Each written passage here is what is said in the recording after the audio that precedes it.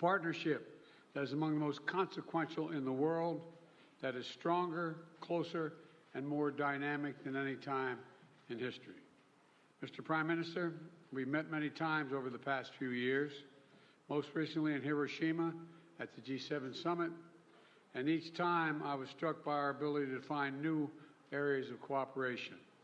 Together, we're unlocking the shared future of what I believe to be unlimited potential.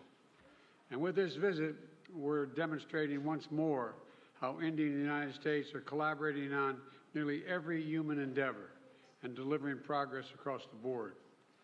From designing new ways to diagnose and treat illnesses like cancer and diabetes, to collaborating on human spaceflight, including sending an Indian astronaut to the International Space Station in 2024, to accelerating the global clean energy transition and tackling the climate crisis we face, to harnessing our shared expertise on critical and emerging technologies like quantum computing and artificial intelligence, to ensuring they are not used as tools of misinformation and oppression.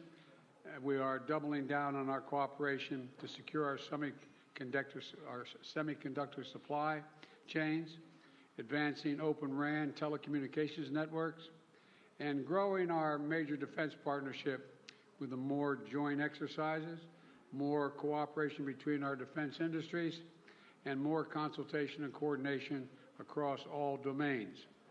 Our economic relationship is booming. Trade between our countries has almost doubled over the past decade to more than $191 billion, supporting tens of thousands of good jobs in both India and the United States. Add to that, 1 million American jobs across 44 states will be supported by the purchase of more than 200 American-made Boeing aircraft by that Air India is announcing earlier this year. And with this visit, Indian firms are announcing more than $2 billion in new investments in manufacturing, solar in Colorado, steel in Ohio, and optic fiber in South Carolina, and much more. Further proof that America's manufacturing is back. We're expanding educational exchanges for our students, building on the record 125,000 student visas for Indians to study in the United States we issued last year, and opening new consulates that's going to make it easier for our people to travel, work, and collaborate together. On the issues that matter most and that will define the future, our nations look to one another, including on critical regional and global issues. And today, we also talked about our shared efforts to mitigate the humanitarian tragedies unleashed by Russia's brutal war in Ukraine and to defend the core principles of the UN Charter's sovereignty and territorial integrity.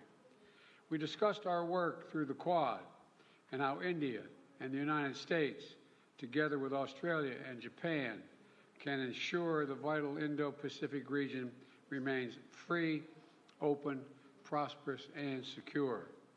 Through our new I2U2 grouping with Israel and the UAE, we're building regional connections to the Middle East and spurring science-based solutions to global challenges like food security and clean energy.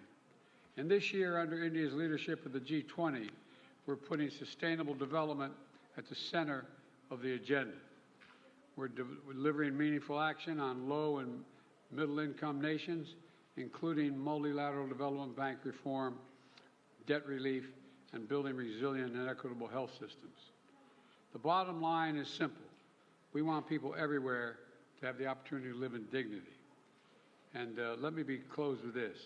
Indians and Americans are both peoples who innovate and create, turn obstacles into opportunities, who find strength in community and family, and who cherish freedom and celebrate the democratic values of universal human rights, which face challenges around the world and in each of our countries, but which remain so vital to the success of each of our nations. Press freedom, religious freedom, tolerance, diversity. India now is the most populous country in the world. It's a democracy, We understand that it is the brilliance and the backbone of our people, as diverse and talents and traditions that make us strong as a nation. It's democracies that do that. We see that so clearly here in the United States, where a vibrant Indian American community of more than 4 million strong contributes every single day to the writing of the future of our nation. Indian Americans of every background and faith, representing the full diversity of India, are pursuing their American dream while maintaining deep connections for their Indian heritage and families. That makes us all stronger. That is a cornerstone of this essential partnership between India and the United States. And that is why I know the friendship between our nations is only going to grow as we face the future together. Mr. Prime Minister, the floor is yours.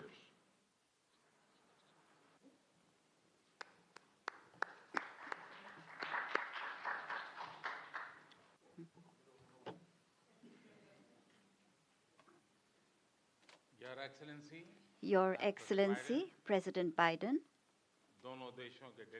delegates of both countries, friends from the media, Namaskar. First of all, I thank President Biden for his warm words and for his positive views on India-America relations.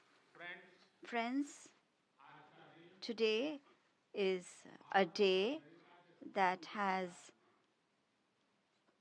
special importance in the history of India-America relations. Our discussions today and the important decisions we have taken have added a new chapter to our comprehensive and a global strategic partnership. They have given it a new direction and a new energy. Friends, a trade and investment partnership between India and America is important not only for our two countries, but for the global economy as well. Today, America is India's biggest trade partner. We have decided to resolve long pending trade-related issues and make a new beginning. The initiative for critical and emerging technologies, ICET, has emerged as an important framework for our technical cooperation. By increasing our cooperation in fields such as artificial intelligence, semiconductors, space, quantum, and telecom, we are creating a strong and futuristic partnership. The decision taken by American companies such as Micron, Google, and Applied Materials to invest in India symbolizes this futuristic partnership. During this journey, I also had the opportunity to meet some other American CEOs, and in my discussions with them, I could feel their enthusiasm and their positive views about India. We both agree that to make our strategic technology partnership meaningful, it is very important that governments, businesses, and academic institutions come together in order to implement India and America's shared vision on clean energy transition. We have taken several important initiatives. These cover areas such as green hydrogen, wind energy, battery storage, and carbon capture. We have also decided that in the midst of global uncertainties, India and America will, as trusted partners, create reliable, secure, and resilient global supply chains and value chains as well. The close defense cooperation between India and America symbolizes our mutual trust and shared strategic priorities. Moving away from the old buyer-seller relationship we had earlier, we have transitioned today to a relationship involving transfer of technology, co-development, and co-production. The decision taken by General Electric to manufacture engines in India through transfer of technology is a landmark agreement. This also opens up new job opportunities in both countries. This will give our defense cooperation a new character in the times to come. The defense industries and startups of both countries are important partners in this cooperation. Bringing them together is the key objective of our defense industrial roadmap. In the area of space science and technologies, we have had long-standing cooperation. By taking the decision to join the Artemis Accords, we have taken a big leap forward in our space cooperation. In fact, in short, for India and America partnership, even the sky is not the limit. Friends, the most important pillar of our relations is our people-to-people ties. More than 4 million people of Indian origin today make significant contribution to the progress of America. In fact, just this morning, the large number of Indians that gathered at the White House demonstrates that the Indian Americans, in fact, are the real strength behind our relations. In order to further deepen these relations, we welcome America's decision to open consulates in Bengaluru and Ahmedabad. Similarly, we will also open a new Indian consulate in Seattle. Friends, in our meeting today, we discussed several regional and global issues. Peace and security in the Indo-Pacific is our common priority. We agree that the development and success of this region is important for the entire world. We shared our views to enhance coordination with all countries in this region along with our Quad partners.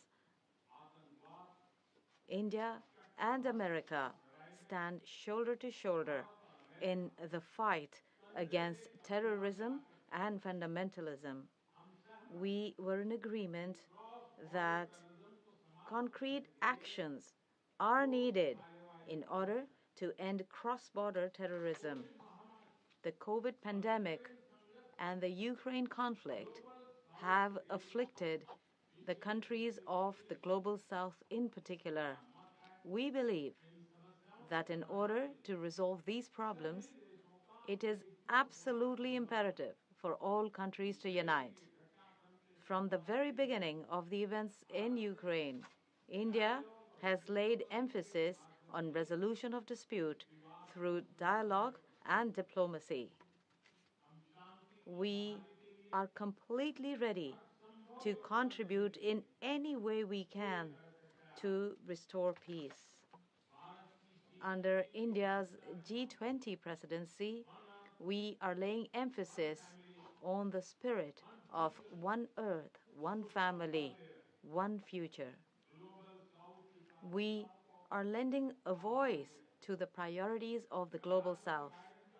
I thank President Biden that he has expressed support to my proposal of giving the African Union full membership of the G20. Friends, the core philosophy of all of our collective efforts is to strengthen democracy and democratic values and democratic order. Two of the world's largest democracies, India and America, can together make an important contribution to global peace, stability, and prosperity. I'm confident that based on these values, we will be able to fulfill the expectations and aspirations of not only the people of our two countries, but of the entire world. President Biden, thank you for the meaningful discussion today. This year, during the G20 summit, we are looking forward to welcoming you. This is myself, and all of India is looking forward to welcoming you to India. And as President has said, I do have another engagement after this. I need to address the Congress, so I do not want to take any more time, and I am going to stop here. Once again, President Biden, thank you very much. Well, the Congress is actually waiting and anxiously waiting to hear you. I'm told there are two questioners, Sabrina from the Wall Street Journal and Kumar from the Trust of India. And Sabrina, you first. Thank you, Mr. President. I have a question for the Prime Minister, but first a two-part question for you. Your comments at a fundraiser this week appear to be the first time in recent memory that a sitting U.S. president has called a Chinese leader a dictator. Did those comments about President Xi undermine or complicate the progress your administration has made in maintaining a relationship with China? And secondly, on India, as you raise these broader issues of human rights and democracy, what is your message to those, including some members of your own party, who say that your administration is overlooking the targeting of religious minorities and crackdown on dissent in Prime Minister Modi's country? The answer to your first question is no. When we're talking to our allies and partners around the world, including India, we let the idea of my choosing and avoiding saying what I think is the facts with regard to the relationship with India, with China, is just not something I'm going to change very much. I think I believe that, and I've said this for some time, that the hysteria about the relationship with China is collapsing and moving, et cetera, et cetera. We had an incident that caused some confusion, you might say. But Secretary Blinken had a great trip to China. I expect to be meeting with President Xi sometime in the future, in the near term, and I don't think it's had any real consequence. And what was your second question? So as you raise these broader issues of human rights and democracy, what is your message to those, including some members of your own party, who believe that your administration is overlooking the targeting of religious minorities and a crackdown on dissent in India? Well, look, the Prime Minister and I had a good discussion about democratic values, and that's the nature of our relationship. We're straightforward with each other, and we respect each other. One of the fundamental reasons that I believe the U.S.-China relationship is not in the space it is in the U.S.-Indian relationship is that there's an overwhelming respect for each other because we're both democracies. And it's a common democratic character of both our countries and our people, our diversity, our culture, our open, tolerant, robust debate. And I believe that we believe in the dignity of every citizen.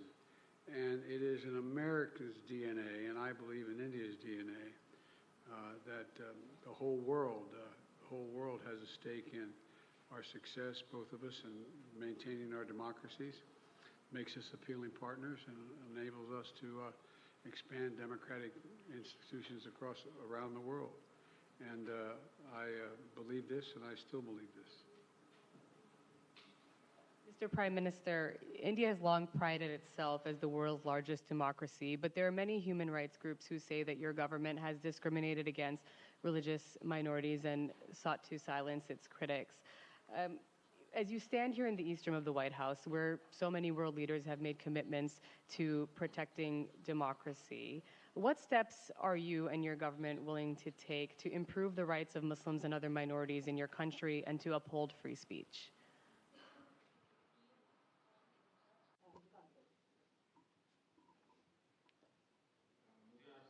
I'm actually really surprised that people say so and so. People don't say it. Indeed, India is a democracy. And as President Biden also mentioned, India and America, both countries, democracy is in our DNA. Democracy is our spirit. Democracy runs in our veins. We live democracy. And our ancestors have actually put words to this concept, and that is in the form of our Constitution. Our government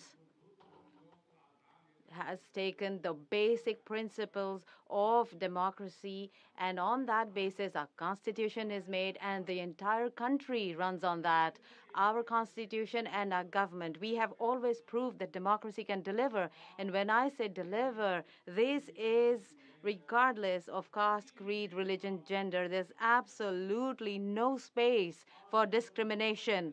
And when you talk of democracy, if there are no human values and there is no humanity, there are no human rights, then it's not a democracy.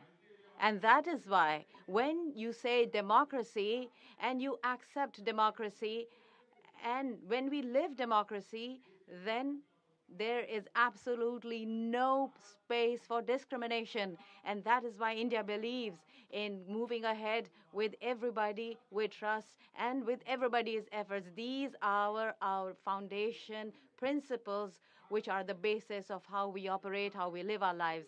In India, the benefits that are provided by the government is accessible to all. Whoever deserves those benefits is available to everybody. And that is why in India's democratic values, there is absolutely no discrimination, neither on basis of caste, creed, or age, or any kind of geographic location. Kumar. Yeah, thanks a lot, sir. Sir, my question is on the issue of climate change. Both countries have spoken strongly about the need to tackle the climate change, but there is a view. Both countries have spoken about the challenge of climate change, but there is a view that ambitious targets are set, but implementation is found often lacking. And there is also a criticism of lack of technological transfer, financial transfer from the developed countries to the developing nations. How do you both leaders see the way ahead on this pressing issue? Well, first of all, I think it is the existential threat to humanity, climate change. It's the most serious problem we face as human beings. We have to keep it below 1.5 degrees Celsius. We've made enormous progress here in the United States on dealing with this issue by doing three things.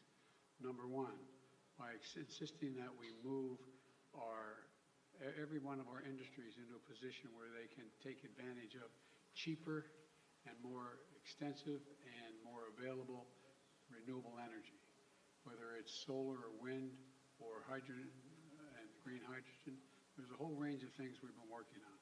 In addition to that, we find ourselves in a position that what we've done is that we have significantly reduced for example, I made a commitment that we were going to make sure that by 2030, 30% of all our land and sea and oceans were in conservation, could not be developed. We're well on our way to doing that, and that's also absorbing carbon from the air as a consequence of that, because of the conservation. We are in a position as well, but we have provided for significant increase in funding for a whole range of issues, but not just for the United States, but for the rest of the world. For example, we're working with the G7 to provide for infrastructure work for dealing with global warming on the continent of Africa. In Angola, building the largest solar project, moving ourselves, having railway to go all the way across the southern two-thirds, from the Atlantic Ocean to the Indian Ocean in Africa, to be able to transport and do it cheaper and do it with less, how can I say it, less carbon emissions.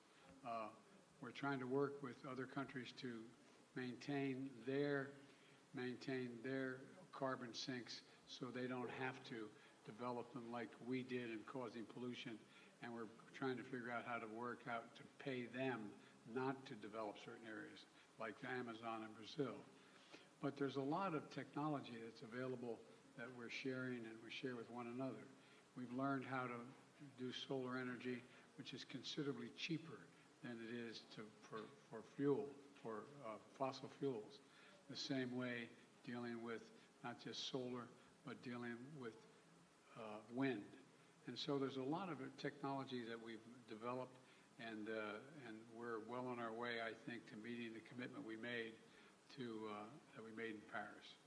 And we're prepared to share all of that with India that has a desire to do the same.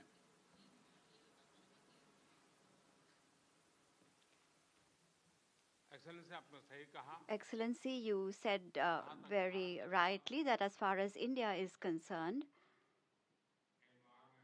the environment, climate, these are extremely important in our cultural traditions. For us, the environment is an article of faith. This is not just something that we need to do for convenience. We believe this. We do not believe in the exploitation of nature. In order for all of creation to work, we can make nature, but we cannot have exploitation of nature. And we have always believed this.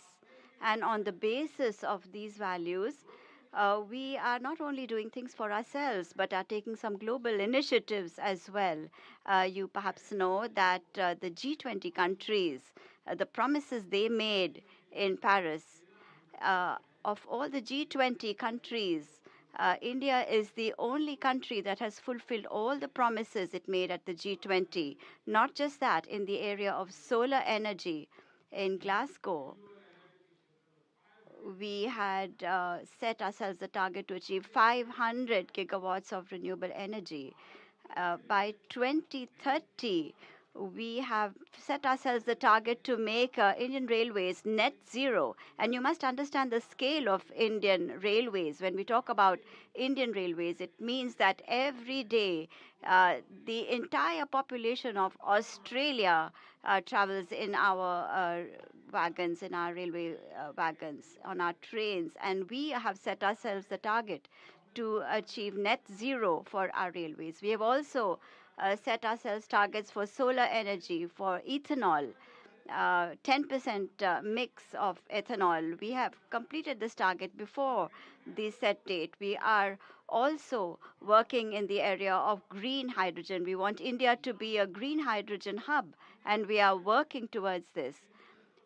In the International Solar Alliance has been launched by India, and many countries have joined it and are working with India. The island countries, we have helped them in the area of solar energy so that they have now got a new confidence that we are with them in their efforts to fight climate change.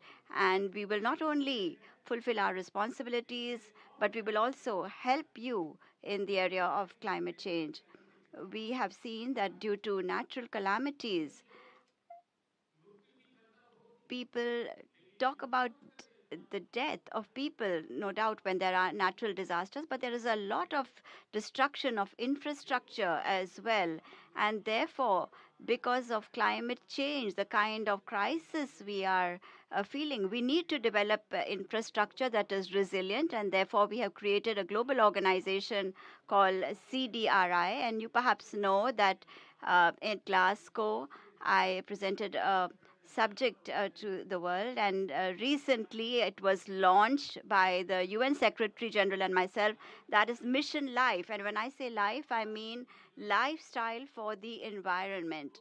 Therefore, every individual must live his life in a pro-environment, a pro-development way, and we are working towards this, and I am sure that whatever work India has started in all these areas, not because India has adversely affected the environment of the world. We are doing this because we have a concern for future generations. We do not want to give our future generations a world that make life difficult for them. And therefore, as a global responsibility, India has not caused any problems to the environment. However, we are playing a leading role in contributing in a positive manner as far as prosperous countries are concerned. There's always been talk about technology transfer, financial support, and there are some countries that need to have technology transfer, financial support, and we hope that as soon as we can move forward in this area, we will be able to solve this challenge of climate change. Thank you very much. We have caused damage in the United States the way we developed over the last 300 years. And that's why I was able to convince my colleagues in the Congress to pass legislation, the largest climate fund ever in American and in world history, $369 billion. $369 billion to deal with the climate crisis. And we're doing it extensively now, and I think you're going to see significant progress. Thank you all very, very much. Mr.